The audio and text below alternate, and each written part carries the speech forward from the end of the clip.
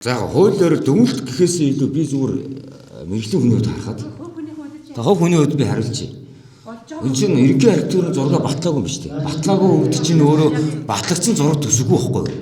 Батлагдсан зураг төсөггүй барилга байгууламж дээр тендер зарсан өөрөө худалдаах хууль зөрчсөн байхгүй юу?